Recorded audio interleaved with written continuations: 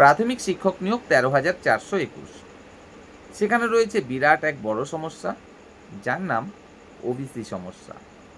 এই ওবিসি সমস্যার কারণে হয়তো অনেকটা এক্সট্রা সুবিধা পেতে চলেছেন জেনারেল, এসসি, এসটি এবং ইডাব্লিউএস ক্যান্ডিডেটরা।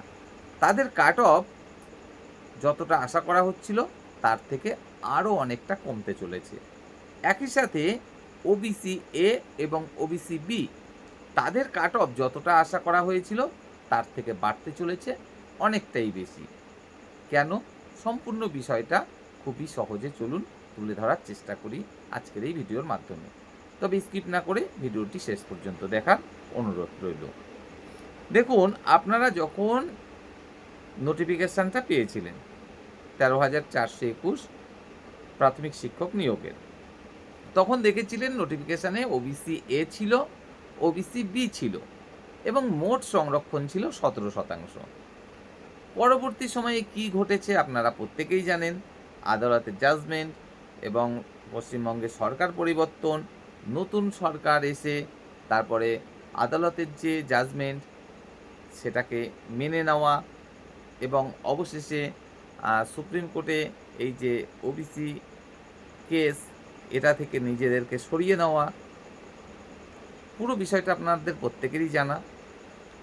পশ্চিমবঙ্গের বর্তমান সরকার পরিষ্কারভাবে জানিয়ে দিয়েছে আদালত যে সিদ্ধান্ত নিয়েছে বা জাজমেন্ট দিয়েছে সেটা অক্ষরে অক্ষরে পালন করবে।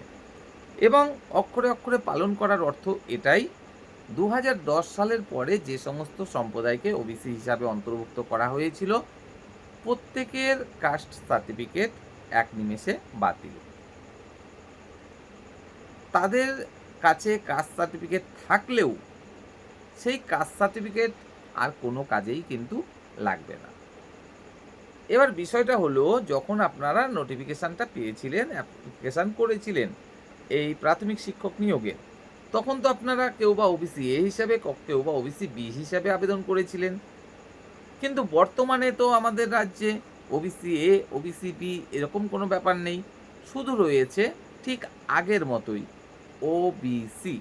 এখানে ওবিসি এ, ওবিসি বি ভাগাভাগি নেই এবং মোট সংরক্ষণ ১৭% আর নেই, রয়েছে কত? ৭%। তাহলে এই যে প্রাথমিক শিক্ষক নিয়োগ ১৩,৪২১, এখানে কি হবে শেষ পর্যন্ত? এখানে কি নোটিফিকেশান যখন পাবলিশ করা হয়েছিল সেই অনুসারে যেমন বলা হয়েছিল ১৭%ই কি সংরক্ষণ দেয়া হবে এবং সেখানে ওবিসি এ, ওবিসি বি এরকম থাকবে?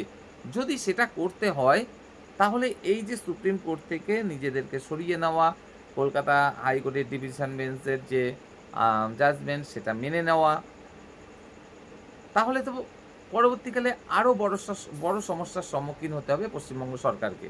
কেন? কারণ ১৭% সংরক্ষণ দেওয়া যাবে না ওবিসিদের এবং সেখানে এ, বি এই সমস্ত রাখা যাবে না এবং ১০ সালের পরে যাদেরকে অন্তর্ভুক্ত করা হয়েছিল ওবিসি হিসাবে, তাদের হাতে ওবিসি সার্টিফিকেট থাকলেও তাদেরকে ওবিসি হিসাবে চাকরি দেওয়া যাবে না। যদি ১৭% হিসাবে নিয়োগটা করা হয়, পরে বিরাট বড় সমস্যা আসবে।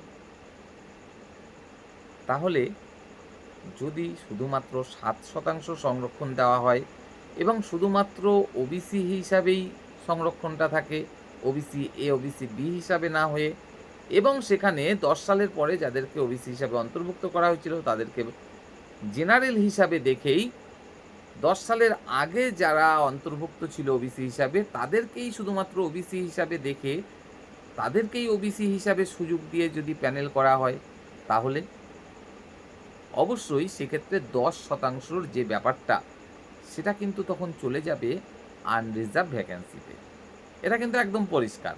কারণ এসসিদের জন্য যে সংরক্ষণ সেটা আর বাড়ছে না, এসটিদের জন্য বাড়ছে না, ইডাব্লিউএসের যে সংরক্ষণ সেটাও তো বাড়ছে না।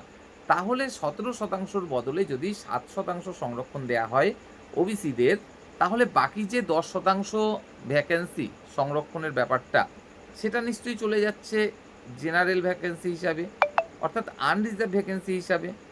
আর আমরা প্রত্যেকেই জানি আনরিজার্ভ ভ্যাকেন্সিতে SC, ST, OBC, EWS, general প্রত্যেকে কিন্তু সুযোগ পেয়ে থাকে। এই যে ১০% ভ্যাকেন্সি 13,421 ভ্যাকেন্সি 10% মানে কত? 1300 প্লাস ভ্যাকেন্সি। 1300 প্লাস ভ্যাকেন্সিতে নিশ্চয়ই শুধুমাত্র এসসি, শুধুমাত্র এসটি, শুধুমাত্র জেনারেল, শুধুমাত্র ওবিসি তারা চাকরি পাবে না। নিশ্চয়ই এই যে 1300 প্লাস ভ্যাকেন্সি, এখানে আরও অনেক এসসি ক্যান্ডিডেট তারা জায়গা করে নেবে, অনেক এসটি ক্যান্ডিডেট, অনেক ইডাব্লিউএস ক্যান্ডিডেট এবং অনেক জেনারেল ক্যান্ডিডেট জায়গা করে নেবে।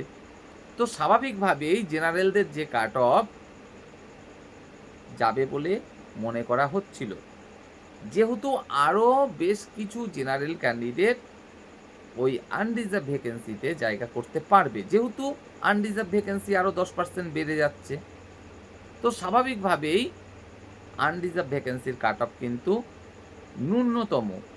ন্যূনতম আরও প্রায় হাফ নম্বর থেকে 1 নম্বর পর্যন্ত কমে যেতে পারে। আনরিজার্ভ ভ্যাকেন্সি যেটা মনে করা হচ্ছিল কাট অফ যাবে, তার থেকে হাফ থেকে 1 নম্বর পর্যন্ত কাট অফ কমে যেতে পারে এবং যেটা কিনা শেষ পর্যন্ত দাঁড়াতে পারে 31.5 থেকে খুব বেশি হলেও 32-এর কাছাকাছি। 32-এর নিচে থাকবে এটা একদম নিশ্চিতভাবে কিন্তু বলা যাচ্ছে। অর্থাৎ আনরিজার্ভ ভ্যাকেন্সি তার কাট অফ যেতে চলেছে 32-এর নিচে এবং জেনারেল ক্যান্ডিডেট যারা, তাদেরকে তো আনরিজার্ভেই চাকরিটা পেতে হবে, তাই তাদের ক্ষেত্রে আমরা বলতেই পারি কাট অফ যেতে চলেছে 32-এর নিচে।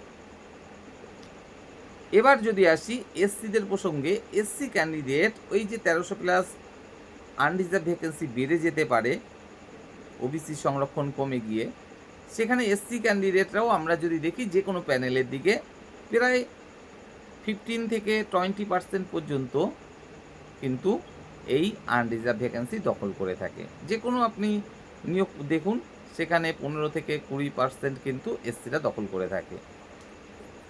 স্বাভাবিকভাবেই তাহলে সংখ্যাটা গিয়ে দাঁড়াচ্ছে কত?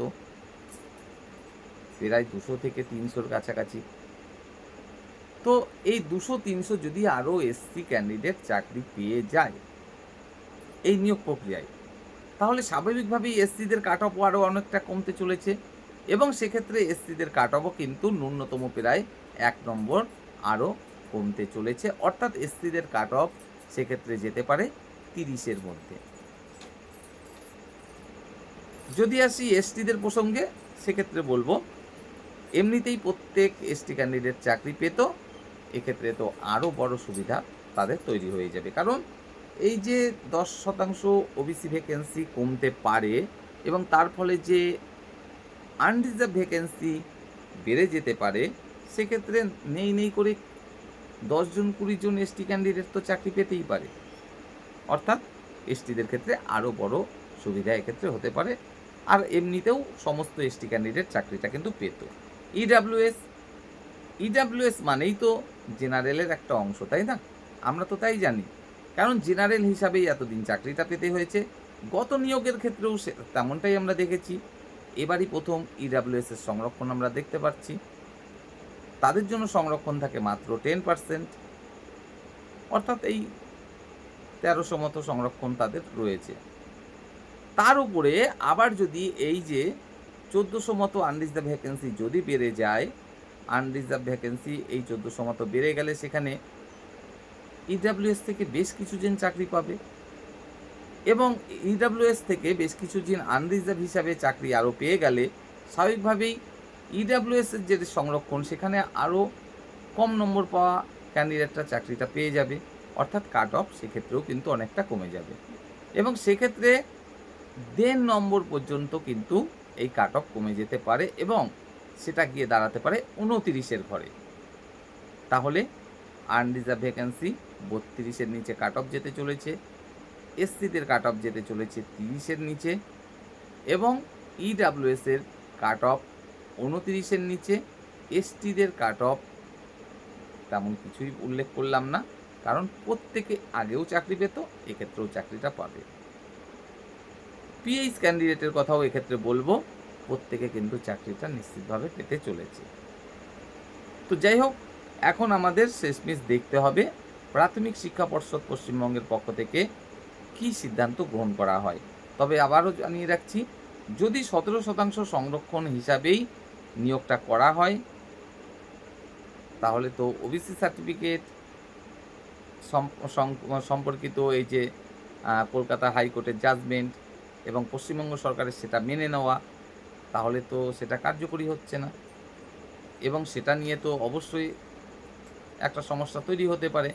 আবার যদি 7% সংরক্ষণ দেওয়া হয়, সেক্ষেত্রেও একটা সমস্যা তৈরি হবে। সেক্ষেত্রে অনেকেই দাবি করবে যে না, নোটিফিকেশনের সময় তো 17% সংরক্ষণ ছিল, কিন্তু 17% সংরক্ষণ থাকলেও সেক্ষেত্রে কাকে দেয়া হবে? সার্টিফিকেটটাই তো বাতিল হয়ে গেছে। সেক্ষেত্রে অনেকে দাবি করতেই পারে যে না, তখন তো আমাদের সার্টিফিকেট বৈধ ছিল এবং আদালত থেকে তো বলেছে যে সুযোগটা নিয়ে ফেলেছে অলরেডি, সেই সুযোগটা কেড়ে নেওয়া হবে না, সেটা থাকবে। আমরা তো আবেদন করে ফেলেছি। কিন্তু একই সাথে বিপরীত পক্ষ আবার যুক্তি এখানে দাঁড় করাবে যে কিসের সুযোগ? নিয়োগটাই তো হয়নি। কোথায় প্যানেল হয়েছে যে আপনি সুযোগ নিয়ে ফেলেছেন? আপনি তো শুধুমাত্র আবেদন করেছেন। আপনার আবেদন প্রক্রিয়াটা তো খারিজ হতেই পারে। এমনটা তো নয় যে প্যানেল হয়ে গেছে, আপনি চাকরিতে জয়েন করে ফেলেছেন।